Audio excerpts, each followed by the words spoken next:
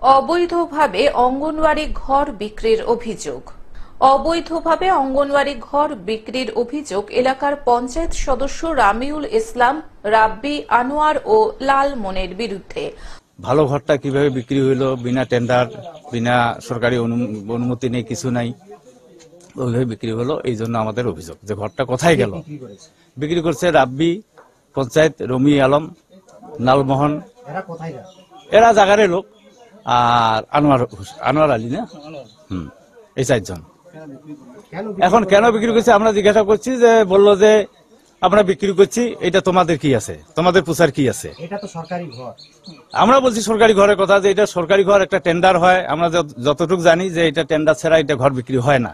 হ্যাঁ, তবুও বললে কার কাছে বিক্রি করছে?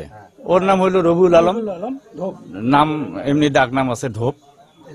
ঘটনাটি ঘটেছে ক্রান্তি ব্লকের রাজাডাঙ্গা গ্রাম পঞ্চায়েতের ধলাবাড়ি এলাকায়। ঘটনা প্রসঙ্গে জানা যায়, রাজাডাঙ্গা গ্রাম পঞ্চায়েতের ধলাবাড়ি এলাকায় নতুন অঙ্গনওয়াড়ি ঘরের নতুন টেন্ডার হওয়ায় পুরনো ঘর অবৈধভাবে বিক্রির অভিযোগ এলাকাবাসীর। আমাদেরকে ওরা বলছিল একটা নতুন ঘর আসবে, নতুন ঘর হওয়ার পরে তো এটা তো ভাঙতে হবে, তো নতুন ঘরটা একটু উন্নত ধরনের ভালো হবে। তো এখন যে নতুন ঘর হবে, তো ওরা বললো তো ভাঙতে হবে, ভিডিও অর্ডার দিছে। এখন তো আমি বাধা দেওয়ার কেউ না, তো এখন আপনাদের ব্যাপার। তারপর ওরা বিক্রি করে দিছে। কত দামে বিক্রি করছে সেটা তো আমি জানি না, ওইখানে আমি ছিলাম না বিক্রি ওইখানে। যদিও এলাকার পঞ্চায়েত সদস্য রামিজুল ইসলাম এই অভিযোগ ভিত্তিহীন বলে জানিয়েছেন। তিনি আরো বলেন, ঘরটি বিক্রি হয়নি, সমস্ত আসবাবপত্র এখনো রয়েছে। বিরোধীরা মিথ্যা অভিযোগ করছে। এই বিষয়ে ক্রান্তি ব্লকের বিডিও রিমিল সরেনের সাথে যোগাযোগ করলে তিনি জানান, অঙ্গনওয়াড়ি ঘর বিক্রির অভিযোগের বিষয়টি তিনি খতিয়ে দেখবেন।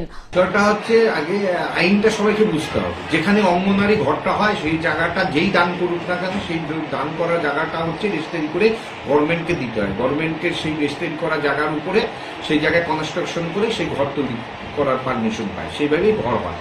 সেই ক্ষেত্রে অবাস্তব যদি কেউ বলে থাকে যে সরকারি কাছে যদি দলিল থেকে সেখানে ঘর হয়, সেই ঘর যদি কোনো পঞ্চায়েত সদস্য বিক্রি করে দেয়, এই কথা যদি বলে, সেটা আমার মনে হয় সঠিক তথ্য নয়। তথ্য নিয়ে আমরা অবশ্যই দেখবো এবং দলীয়ভাবে বিষয়টা ইনকোয়ারি করব। আমাদের কোনো যদি দলীয় কোনো সদস্য, পঞ্চায়েত মেম্বার যদি এর সঙ্গে যুক্ত থাকে বেআইনি কাজে, অবশ্যই দল তার বিরুদ্ধে ব্যবস্থা নেবে। জলপাইগুড়ি থেকে সায়ন সেনের report, globe news.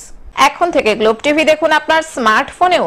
Google play store অথবা অ্যাপল স্টোর থেকে ডাউনলোড করুন গ্লোব টিভি লাইভ অ্যাপ। এছাড়াও জিও টিভি অ্যাপ থেকেও দেখুন গ্লোব টিভি লাইভ।